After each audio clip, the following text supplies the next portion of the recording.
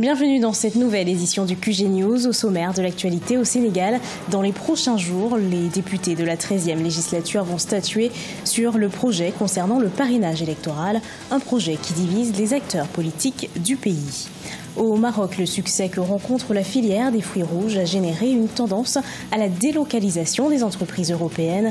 Le pays a conduit plus de 160 tonnes de la campagne 2016-2017.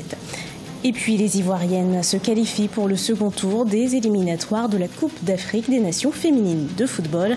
La Côte d'Ivoire sera face au Mali entre le 4 et le 12 juin 2018.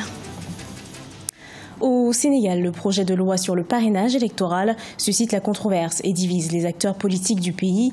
À travers ce projet de loi, les autorités proposent un système de parrainage citoyen pour les élections. Il sera proposé à l'examen des parlementaires de la 13e législature dans les jours à venir. Reportage de notre correspondant El Hadjidiaï. Le projet de loi sur le parrainage électoral divise les acteurs politiques au Sénégal en vue de réduire le nombre de candidats et d'éviter les candidatures fantaisistes. Les autorités proposent un système de parrainage citoyen pour les élections. Un système qui consiste pour les candidats aux élections présidentielles de 2019 de recueillir des parrainages des électeurs inscrits sur la liste électorale au nombre de 65 000 dans 7 régions différentes avec un ratio de 2 000 au moins pour chacune d'elles. Ce projet de loi perturbe les règles du jeu électoral. C'est un projet qui est contraire à la Constitution. C'est un projet qui ne devrait pas passer à notre avis parce que comporte les germes d'une déstabilisation du Sénégal.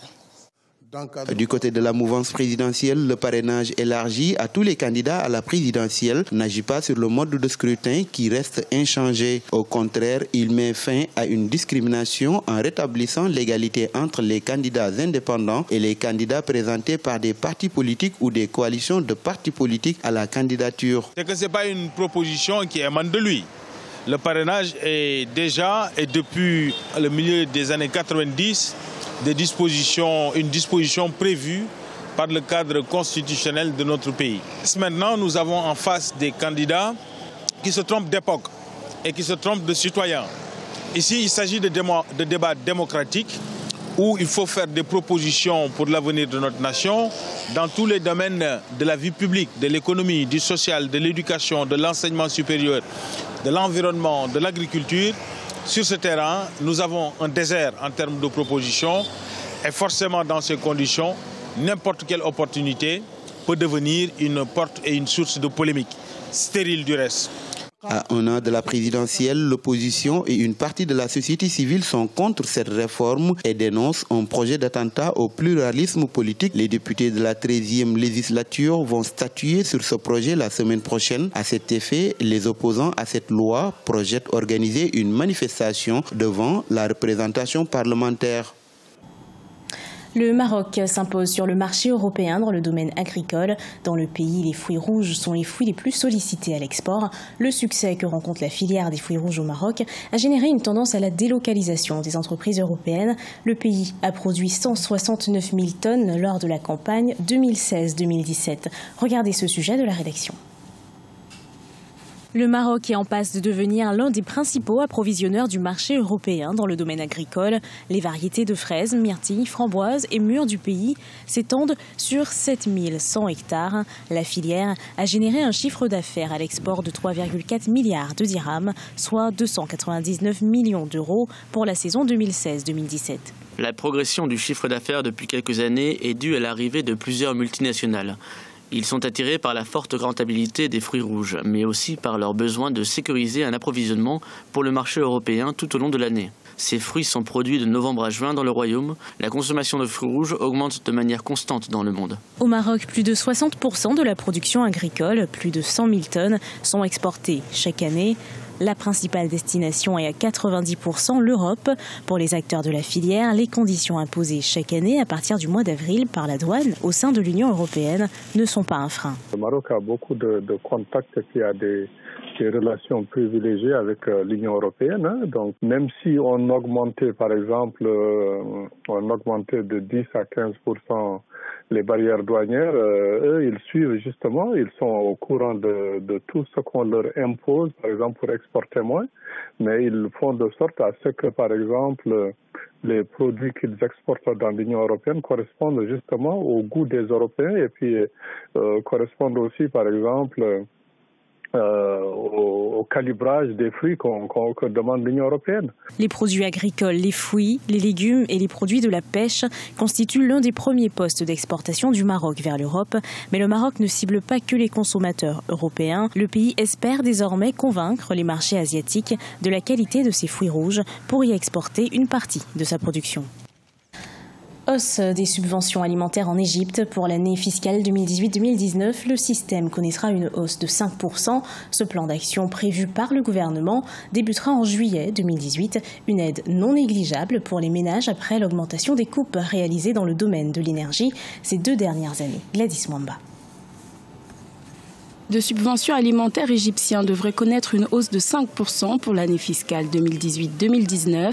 Le gouvernement a décidé d'augmenter l'enveloppe consacrée à ce système en passant de près de 4,6 milliards à environ 4,8 milliards de dollars dès juillet 2018. Un plan d'action bien accueilli par la population après l'annonce de restriction du nombre de bénéficiaires des coupons de rationnement alimentaire en août 2017. Il est évident qu'ici, on est devant une politique essentiellement sociale. C'est une mesure sociale qui vise à aider au-delà de toute la population, mais surtout la population la plus démunie, dont les dépenses alimentaires sont extrêmement importantes. Une décision qui contraste avec la hausse des prix de plus de 30% du carburant, de l'électricité ou encore du gaz. Une réforme du système adoptée fin 2016 et justifiée par l'accord de près de 12 milliards de dollars signé avec les bailleurs de fonds internationaux dans le but de faire face au déficit de 12% enregistré par l'État égyptien. C'est une économie qui, d'une manière générale et au niveau de l'Afrique, reste assez solide. Elle est fondée sur un certain nombre de bases. C'est une économie en bonne voie. L'augmentation du système de subventions alimentaires devrait permettre à près de 70 millions d'Égyptiens d'accéder à des produits de première nécessité tels que le pain, le riz ou encore le sucre. La Côte d'Ivoire était face au Maroc le 10 avril 2018 à Abidjan. Les éléphantes de Côte d'Ivoire et les lionnes de l'Atlas du Maroc se neutralisent 0-0. Les Ivoiriennes se qualifient pour le second tour des éliminatoires de la Coupe d'Afrique des Nations féminines de football. Reportage de notre correspondant Oliva Tchakotan.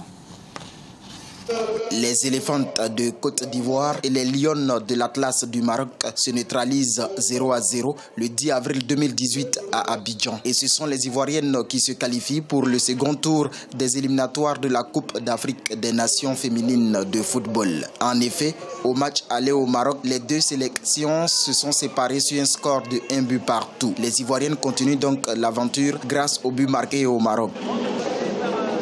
On se sent dans la joie. En tout cas, je suis vraiment content. Nous sommes vraiment contents pour ces qualifications. Et pourtant, ce sont les Marocaines qui se montrent les plus dangereuses dès les premiers instants de la manche retour à Abidjan. Les éléphantes vont par la suite prendre le dessus sur leurs adversaires et vendangent même une dizaine d'occasions franches. L'animation offensive reste un véritable chantier pour la Côte d'Ivoire. Quand on veut gagner un match, il faut marquer des buts. Voilà, donc ça reste le véritable problème que nous devons vraiment travailler, donc chercher la cohésion du groupe depuis la défense jusqu'en attaque. Voilà, donc le travail sera vraiment axé sur cet élément-là. La Côte d'Ivoire sera face au Mali pour le second tour des éliminatoires de la Coupe d'Afrique des Nations féminines de football. Un tour qui se jouera entre le 4 et le 12 juin 2018 en 2 manches. Ce journal a été préparé par l'ensemble de la rédaction. Merci de l'avoir suivi. Retrouvez dans un instant une nouvelle édition de l'actualité sur Africa 24.